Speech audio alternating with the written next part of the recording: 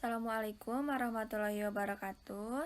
Sebelumnya, perkenalkan kami dari kelompok 6 ingin mempresentasikan atau menjelaskan tentang ide bisnis, di mana ide bisnis adalah gambaran singkat dan tepat mengenai bisnis yang hendak didirikan atau dijalankan.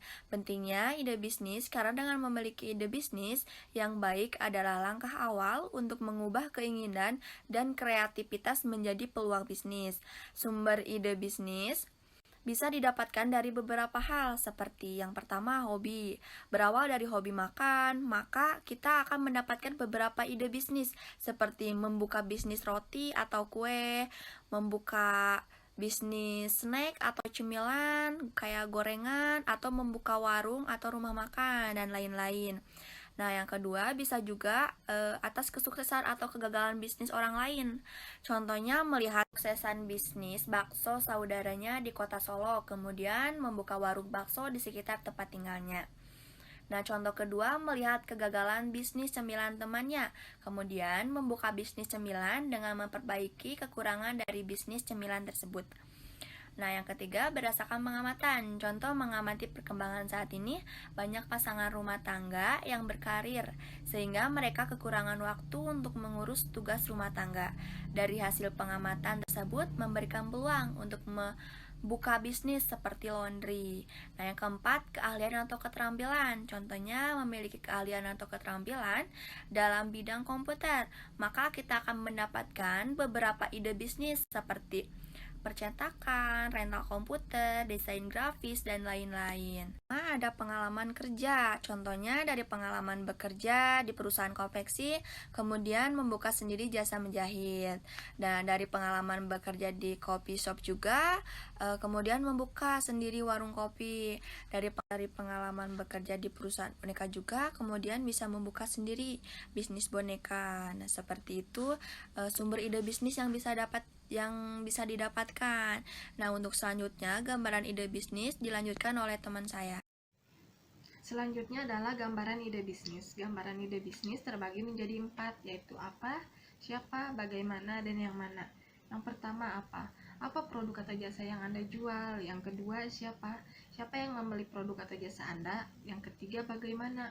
Bagaimana Anda menjual produk atau jasa Anda? Yang keempat, kebutuhan pelanggan yang mana yang Anda dapat penuhi? Ide bisnis dilakukan dengan mempertimbangkan kebutuhan pelanggan. Contoh gambaran ide bisnis kami mengambil dari sebuah bisnis cemilan, yaitu keripik singkong. Yang pertama, produk apa yang Anda jual, yaitu keripik singkong. Yang kedua, siapa yang membeli produk tersebut? Masyarakat, anak sekolahan. Yang ketiga, bagaimana akan menjual produk tersebut, yaitu dengan menitipkannya di warung-warung, di kantin sekolah. Nah, keempat, kebutuhan pelanggan yang mana yang Anda penuhi, yaitu menjual cemilan dengan rasa yang banyak disukai, harga yang terjangkau, dan dikemas sederhana namun tetap higienis. Selanjutnya akan disampaikan oleh rekan saya, Indra Wibawa. Assalamualaikum warahmatullahi wabarakatuh. Perkenalkan, nama saya Indra. Saya di sini akan menjelaskan SWOT analisis dari ide bisnis tersebut. SWOT merupakan singkatan dari Strength, Weakness, Opportunity, dan Threat. Setelah memiliki ide bisnis, maka Anda perlu mengujinya dengan melakukan analisis SWOT. Strength atau kekuatan, hal-hal yang berpengaruh positif pada bisnis Anda.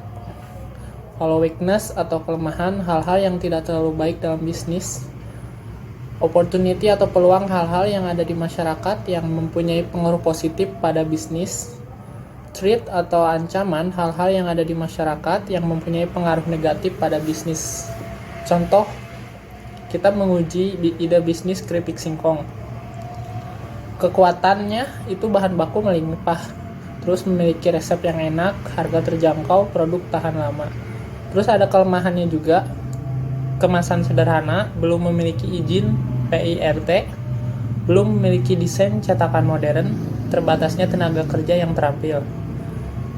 Terus peluang, produk ini disukai semua kalangan, dilakukan pemasaran online juga bisa, pengembangan berbagai varian rasa juga bisa. Terus ancamannya, banyak kompetitor usaha yang sejenis, produk pesaing memiliki banyak variasi rasa, desain kemasan pesaing lebih baik.